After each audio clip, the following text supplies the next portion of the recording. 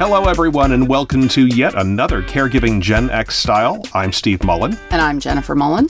You know, not all caregivers are able to swing it, but a quick weekend away with your spouse, a friend, or even by yourself can be a great way to refresh yourself and push away the burnout. In this episode, we're doing something a little different. We're doing a remote recording. It's very exciting. We are currently sitting at the dinette table in our camper at a state park, and we're going to talk about how we can all get away. Yes, and to that end, I think we're going to skip the How's Your Mom segment this time around. We're away, which means we are very comfortable with the fact that both of our moms are doing just fine. We are in the good old days for sure. We are in the good old days. Yep. All things are going well, so we're going to skip right past that and get straight into our segment. So we mentioned we're not in our normal recording spot at our dining room table. The change in location will explain the sound quality that you may be used to being a little lower than usual. But we figured this change of location for us would be a great opportunity to talk about how we can all get away and recharge. Getting away for the weekend can definitely be a big challenge for a lot of caregivers. But if you're able to make it happen, it can be so beneficial. We've talked about this a lot. We've talked about self-care, and there are varying degrees of self-care because depending on your situation, sometimes it might only be, being able to get away for a few minutes. But if you can get away for a couple of days and have a change of scenery, let us tell you, because we are in the middle of it right now, it is awesome. Yep. So in this episode, we're going to give you some tips on how to plan for your break from caregiving. So first things first, you have to ensure that you have caregiving coverage. Yep. Obviously, if you don't have someone to cover you, you can't go anywhere. So this is the one thing that will make a lot of caregivers just throw their hands up and say, this is impossible, I can't do it. Which is understandable because it can be overwhelming, definitely. We have a great situation. Jennifer and I have a great situation. Nana is in a good assisted living, and Jennifer and her brother have a great partnership, so he's back home. He's doing the things that need to be done. Yep. When one of us decides to go out of town, the other one knows that they're sort of on 24/7 coverage if needed. So we definitely make it work, and we're very fortunate. I know you've called us the unicorn of caregivers in the past, and we're very fortunate. The dual primary unicorns. Yes. That's what it is. It's awesome. If your loved one is in a facility and you want to get away, obviously remind yourself the people at that facility are being paid for a reason to take care of your loved one. That is a really good reminder. It is. Because, as we know, Steve does not always remember I've had trouble. I have a lot easier time at this current assisted living than the last one. The last one, I didn't trust them. I know. I do trust the ones at the current one. We've talked about that before, definitely. But yes, it's nice that you have gotten a little bit outside of your box. I have, for sure. Yes, Again, that's good. I didn't trust them. I know. But if you're out of town for a couple of nights, you still may be stressed out about being away, like we were just talking about. But know that emergencies that happen will be handled. And that's what they're being paid for. Yes, absolutely. And, if your loved one lives independently, like Augie does, and needs a little bit of help, you may just need to... if you're not in a situation like I am with my brother, right, but you're the primary caregiver, maybe you need to ask a neighbor or a friend to check in, either via, a phone call, in person, just to ensure that they don't, need anything, and it kind of gives you that peace of mind. And one of the things that gives me peace of mind, so we like to camp. We try to camp whenever we can, and often I just will drive separately. Now, there is an added benefit to this, which is that Steve, you leave earlier. It's an added benefit for you. It is an added benefit for me in that you arrive at the campground early and get everything all set up. Yes, you show up and things are just set up. I mean, it's almost like magic for you. It's just amazing. Sort of like the way the food then ends up in front of you all weekend so long. Let's talk about this for a second. We do have a good partnership. Yes. I drive the camper. Yes. I usually do all of the setup of the camper. When it's time to leave, I do the vast majority of the breakdown of the camper.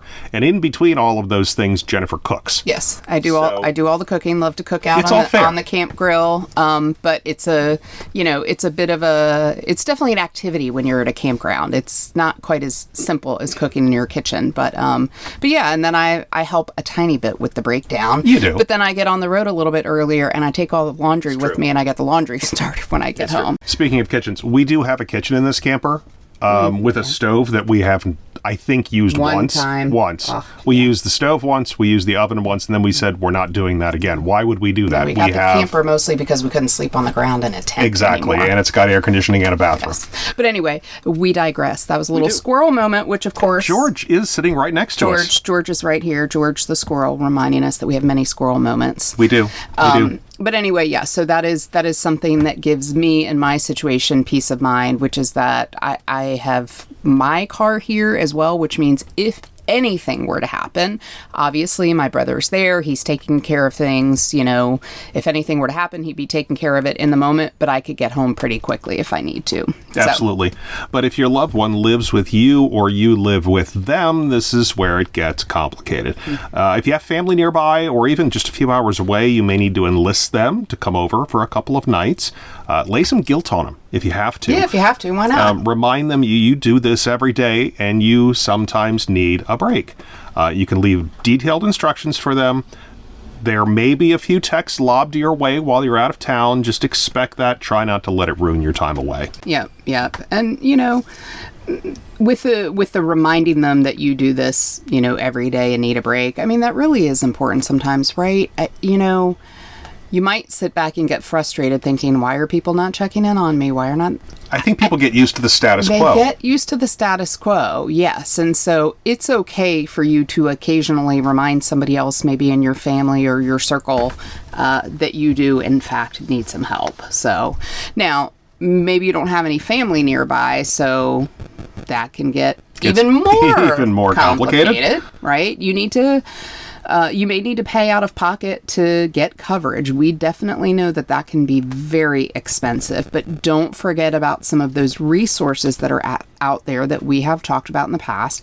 Check with your local area agency on aging. Maybe there are some respite programs that can help. We just talked about this fairly recently. Just in the last episode. Yeah, last episode, yeah.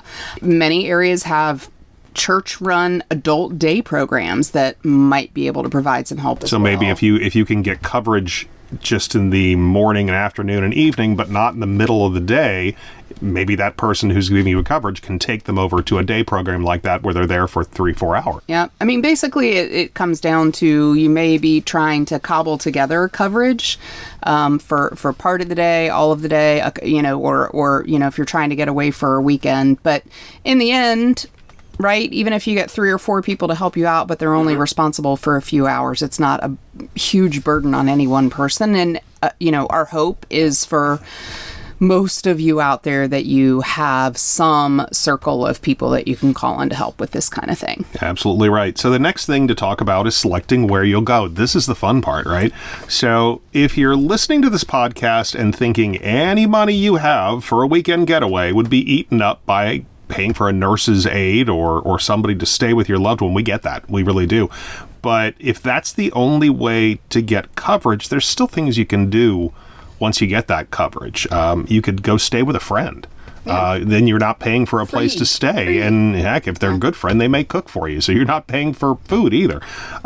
Or you can, you could stay in a local hotel. Maybe it doesn't cost all that much. Change of scenery, right? It doesn't have to be a big thing you or don't a have to big go to Tahiti. expensive thing. Right. Although Tahiti would be lovely. It is nice, but I've heard. I've never been there. But if you like camping, it's very affordable. Like what we're doing right now. State parks can cost as little as $15 a night for a tent spot if you'd like to tent camp. Yes. And also it is a great break for your brain. It's great to get out in nature. We had a lovely time today taking a walk through the woods. We were we had some of our walk that was near a river. We're also in a state park that is chock full of really interesting history. So we got to, take a tour of the mansion that's on this, old plantation property. It was really fascinating. So it was a good day. There were some other good things about today too. There were. Yeah, like there was a wedding. Oh, there was a wedding. There was a wedding in the park. And I love a good wedding. You do? Even if I'm not invited to it. Yes. I just sort of love being on the sidelines of it. So that was actually a lot of fun. And how fun was it that it completely worked out that we actually kind of got to be a part of the wedding. We sort of did. We were getting a mansion tour at this historic mansion, and we're inside, and out in the front yard is this wedding going on. It was kind of crazy. Yeah, it was really cool. So I mentioned a hotel. Let's talk about a hotel. Yes. If you can find a halfway decent place, maybe it's just, I don't want to mention brand names, but something Express. Yeah. You make it breakfast in the morning and, grab a couple of books from the library. That doesn't cost anything. Load some movies onto your laptop. If you already have, a streaming service, sometimes you can download these things and just hide from the world for the weekend. Again, it's going to cost money, but it's not as much as, getting on an airplane and going someplace. At least it's a little more affordable. Yep. If you're the type who cares for your elderly loved one 24 hours a day, hiding from everybody for the weekend would probably sound wonderful, right? It's kind of like the exact opposite of maybe your life before you were caring for someone, right? You might want to get out of town and go do something fun and sightsee and, all these things. But actually, yes, just hiding just from the world. Just the quiet of a hotel room, for a whole weekend. Sounds delightful. Doesn't sound so bad. Yeah. Well, one other possibility for, possibly a cheap weekend off, if you don't live with your loved one, is to do a staycation. Okay. So maybe it's not even going anywhere, but you just plan for a full weekend of coverage for your person that you're taking care of, and then hide in your own home for a couple of nights, draw the blinds, watch hours of television if you want to. Go see a movie, go sit in your local coffee shop for a few hours, do the things that you can't normally do. Now, this definitely can be a tough one because there will be the temptation to either help with your loved one or do a whole bunch of have to things around your house, right? But try to resist the urge unless it's an actual emergency to help with your loved one. If you're home, just really try to be home and enjoy, as we said, just enjoy all those things that you don't normally get to do. And I think about it, speaking of sandwich generation, as we, talk about often, back when the kids were younger, if there were opportunities where maybe you had the kids out for whatever reason, or if I was on a work trip and I had even just a few hours in a hotel room, at night to myself, that's what it felt like. It was just I can just sit here on the hotel bed and I can watch stupid TV for a couple of hours. No one needs me. No one's asking me what's for dinner. No one's needing me to take them to an activity. It's kind of the same thing. It's the same thing when you're caring for kids as it is when you're caring for your loved ones. Exactly. So one concession you might have to make, though, if you do go out of town, you have to ensure that you have cell service. Yes. It's just a fact of life. When we brought this camper that we're sitting in right now and recording, we had a goal of visiting every state park in our state. Yes, it's still a goal. It's still a goal, Steve, but we realized pretty quickly there are a few that we can't go to, at least right now while we're caregivers, because there's absolutely no cell service. In fact, we went to one that didn't have cell service at one point, at least not to speak of. You had to walk down the road to find it. It was an activity that we did because I think we stayed at that park for 3 nights when the kids were younger. We did because it was pretty far away. It was further away, but yes, I remember it was an activity we would say to the kids, okay, let's walk down. I can still vividly remember walking down the hill and hitting that bridge area in the park. Right. Was suddenly where the cell service popped in. And there was a 10 square feet area where you could get a little bit of a signal. Yes. So that was before our caregiving was hot and heavy. Definitely. So, even with the best helpers to help you take care of your loved one while you're away, there may be an actual emergency that you need to know about. So, unfortunately, that's something you have to plan for. Right. But, think about in this day and age, though, with the technology, that there is, it's easy to stay relatively connected. Yes. You almost have to force yourself to disconnect, and that's an okay thing to do. But yeah, barring these really remote areas where there literally might be no cell service, you should be in. And we're sitting in the middle of the woods right now, and we have cell service. It's not great, but it's good enough. It's good enough, yeah, and it is delightful. It really is. Let me tell you, it's just so peaceful. This is a great park, very quiet, very peaceful. So, Finally, last big tip we have for you is to, just plan ahead. Be sure that your loved one is fully stocked up. Do they need things like incontinence supplies? If so, just stock up before you leave. Make sure all of their medicines are refilled and in the daily pill dispenser before you head out. Make sure they've got charging cords for their phone that can easily be found around their house or apartment. I'm thinking make sure, there's a flashlight nearby in case the electricity goes out for any reason. Just try to think through the sort of simple, easy to forget kinds of things, but just try to think through it. Make sure they've got everything they need. And, in the end, right, you're talking about being gone maybe for a day or two. Yeah, a couple of nights is all we're talking about here. We're not talking about planning for a week-long vacation here. We're talking about a weekend. Yes, exactly. Which is what we're on right now. Certainly. And I'm a big fan of this one. Make sure your loved one has an emergency button and knows how to use it. Carries it around with them. Well, right. Longtime listeners have definitely heard us talk about these. They know that we think they are a must for any loved one who lives on their own. And it's true. I mean, talk about peace of mind. Gaggi's got hers around her neck at all times. Your mom does now too. She did not. Yes. Well, so at the assisted living and at most assisted living, I think these days they have a little pendant button where if they're wandering around and they need help, they can press it. Yeah. Unfortunately, that system's been a little broken lately at her assisted living, and I don't love that. Yeah. I don't love that at all. At least there are people checking in on her, but that still doesn't help if she has a fall and needs immediate assistance. Exactly. But anyway, we can't stress enough how important we think the emergency buttons are. They're just... Can't say it enough times. Yeah. And it might, if they're new to using it, it might take them a little while to get used to it. And I equate it a little bit with your mom, and my mom too in the beginning. She wasn't, and she couldn't decide between the necklace, the bracelet, the necklace. Oh, yeah, I remember that. There was some back and forth there. With your mom, as we know, if you've been listening to some older episodes, had a horrible incident in which she had the technology, she just did not keep it anywhere near her, and a horrible situation unfolded because she couldn't get to the button. And it reminds me a little bit of the very first time that your mom got a cell phone, but then she never turned it on. No. So she could call out. Yes.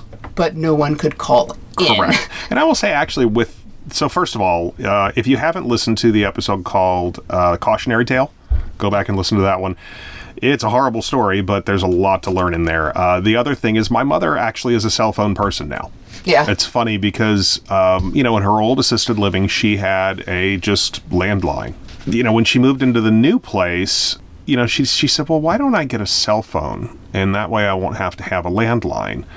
And it made a lot of sense because there had been times when she was going to be in the hospital and in assisted or skilled nursing for a while, and the skilled nursing she went to did not have phones in the room. So what I would do is just get her a burner phone for a little while, and she kind of got used to it. Yeah. And it's great though because I know I can actually call her if she's not in her apartment. Yeah, which is nice, and she does leave it on, and she does answer. She actually does. It's amazing. So when you were out of town and it was I was going to visit her, of course I called her beforehand so she knew I was coming, and also just to check and see if she needed anything. And it was almost surprising to me that she picked up the phone. And by the way, she picked up the phone and she knew it was me because I guess you've got me programmed in, right? But we've, of course, found the balance with your mom that she does not have a smartphone because that would require a whole bunch of IT support on the regular from you. So just a regular old cell phone. It's a flip phone. It's just a flip phone. Exactly. So, in the end, we know it's hard to get away, but even if your loved one's in an assisted living or a nursing home, it's hard. Most caregivers are type A personalities, particularly Jennifer. And they feel like they're the only ones that can do things correctly. Fine. But if you can swing it, even if you have a little guilt while you're doing it, it's worth getting away. It is worth getting away. And I know we've made this analogy on previous podcasts before. It's why when you get on an airplane, when they're going through the whole spiel at the beginning, they tell you to put your oxygen mask on first. This is the version of putting your oxygen mask on first, which is taking care of yourself a little bit, allowing your brain, your body, your physical, your emotional, your spiritual self just a little bit of a break. And then when you go back, you got a whole bunch of energy again to take everything on. So highly recommend it. Highly recommended. And so, Jennifer, I want you to do something here. Look to your right. Yes. look to your left. Yes. There's woods everywhere. I see nothing but trees. It's wonderful. Green trees. It's been a little rainy this afternoon. But we don't care. And it's springtime and everything is just green and gorgeous. And this park is quiet, and we actually have been very fortunate. We really haven't had camping neighbors on either side of us. It's been really... We've had bad neighbors camping before. It happens. Not terribly often, but anyway, yes. No, this is absolutely delightful. It's a good park, and this being our first remote recording episode, I think it's gone pretty well so far. We'll see how it goes when I try to produce it, but we'll see. Oh, it's gonna be great. I have complete faith in you. I was gonna add one addendum to the whole park thing. We were saying earlier, like, maybe you don't have a camper, or maybe getting, a tent, which is certainly a cheap, way to do things. Maybe that's not your thing. Right. State parks these days have beautiful options, either, small cabins or yurts. The yurts are really cool. I kind of forgot about that. Yeah, and they're relatively inexpensive. Absolutely. So think about that too. It's less expensive than a hotel. Absolutely it is. And you're in them, and the yurts, the way they build the yurts in particular, cool. They literally build them like back into the trees. Yep. So and they usually have a deck surrounding it. I mean, Yes. It is a really cool option. Before we had our camper, we stayed in a cabin once that was really just as nice as a house. Yeah, It was pretty. Yeah, it was a little rustic, but it was right on the water, and we walked out and we could sit by the water. Yeah. It was awesome. So that is a very good option that I did not include in our copious notes. And George has been having a great time really with us, right? has. So, I think our listeners are going to see a little bit of George's adventures. So we're doing this kind of backwards, but yes, you may have seen pictures of George. I had planned. I'm assuming I did this. I was going to do kind of a "Where's George" kind of thing. So I'm assuming that happened, and I'm assuming you found out where George was. By the time you're listening to this? Yes, it's all backwards. We're recording, and then I'll do it later. Yes. So we did a little "Where's George" thing. So he's been sitting with us here. He's been having a great time. He has been having a great time. He looks out the window. We don't let him outside much because, he might get away. Well, he's been outside a lot. Not much. He's been outside a lot, for sure. He played some Yahtzee with us. Did. He enjoyed some beverages. He sat by the fire. Mm-hmm. Yes. So we will be back in a couple of weeks with another episode, presumably recorded from our dining room table, but who knows? Hey, maybe... Wait, I have an idea. Yes. We want to visit every state park in Virginia. I mean, we just need to go on the road with this thing. Oh, just take the show on the road. Take the show on the road. Okay, we'll see. Okay, we'll see how it goes. We'll see how it goes. All right. Well, anyway, hope you enjoyed our first remote episode. And like I said, we'll be back in a couple of weeks with another episode. Have a great day. Good night, everyone.